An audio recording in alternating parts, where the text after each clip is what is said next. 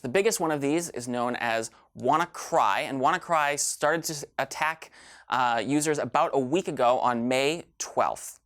Now, WannaCry is based on some exploits that were leaked from the National Security Agency by a group called Shadow Brokers. And the names of these two exploits are Eternal Blue and Double Pulsar. We'll get back to those in just a second.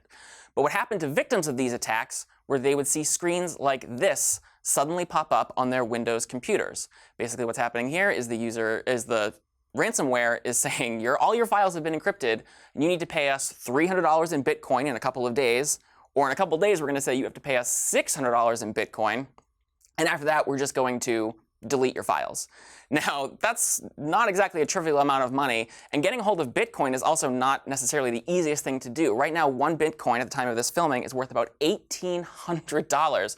So getting your hands on one in order to pay this ransom can definitely be no small feat. Now, how these attacks work is taking advantage of an exploit in SMB 1.0. And I know what you're thinking. No, SMB 1.0 is not Super Mario Bros. 1, the classic game from my childhood.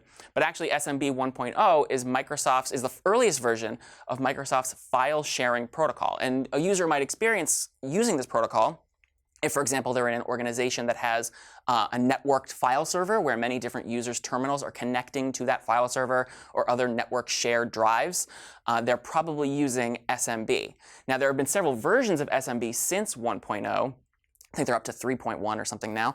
But it is 1.0 that is attacked by these Eternal Blue and Double Pulsar exploits. Now, this is actually not even the first time we've heard of SMB being part of a malware attack. You may recall a couple of years ago that Sony Pictures in November of 2014 was also the victim of a malware attack whereby users who exploited SMB in a different way than what we're talking about today were able to get a hold of Sony's employee roster and their home addresses and social security numbers, bank information, stuff you really don't want hackers to get a hold of, and tried to extort Sony to pay up to prevent that information from being leaked. Now, we heard about the current attack. The first large-scale victim of this appeared to be Britain's National Health Service.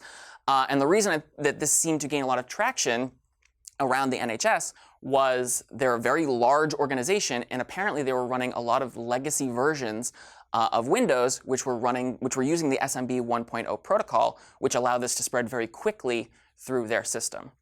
Now, fortunately, this week there was some good news. A security researcher found a kill switch, basically a way to just stop the virus from spreading, or the ransomware from spreading.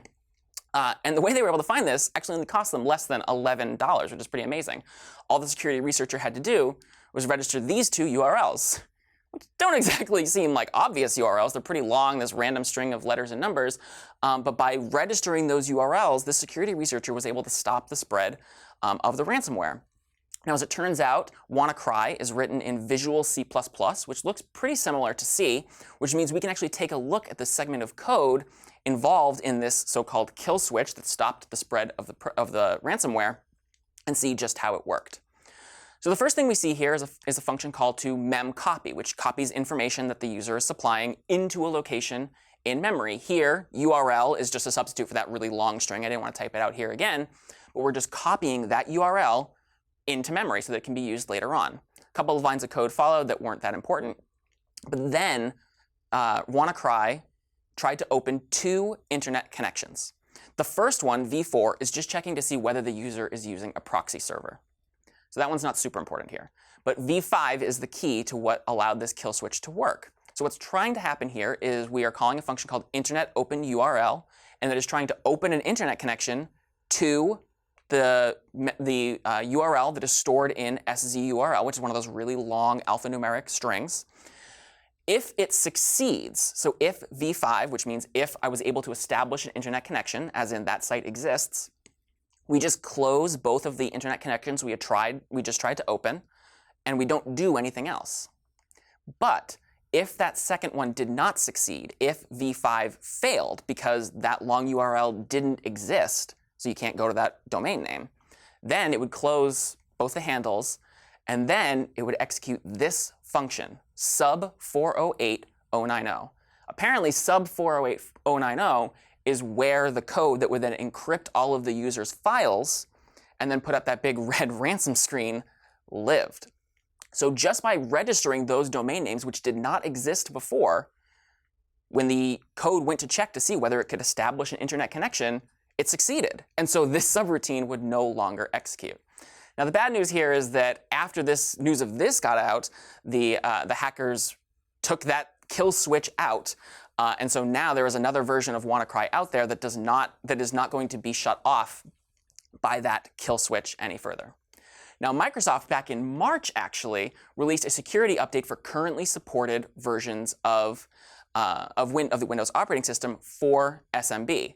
And the reason that they released this update was that the most severe of the vulnerabilities that they're patching here could allow remote code execution if the attacker sends specifically crafted messages to an SMB version 1 server. So clearly, they did not want this to happen. They released a security patch for any currently supported versions of Windows.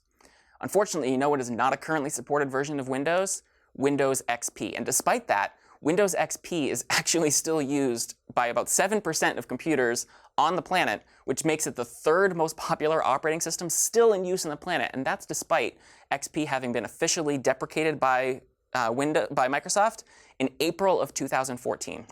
But Microsoft realized that this patch was affecting too many people, or excuse me, this exploit was affecting too many people. They had to patch it, and so they actually released an emergency patch for unsupported versions of Windows in response to this particular attack. Now, if you were using any of these versions of Windows here, and you had automatic updates turned on, or at least critical security updates turned on for automatic download and install, you're likely safe from this attack all along. If you're using any of these versions of Windows, though, which are officially unsupported, and you haven't been subjected to this attack yet, which is good, head to the Microsoft website, download that patch, and maybe consider upgrading to a different version of the Windows operating system so that you will be more protected in case of things like this happening again. For more on this attack and how Microsoft recommends customers respond to it, head to this URL here, but never forget the importance of backing up your files. Backup systems. If you're in the habit, as you should be, of backing up all of your files, your software might be using SHA-1 in order to ensure that your file's indeed correctly backed up.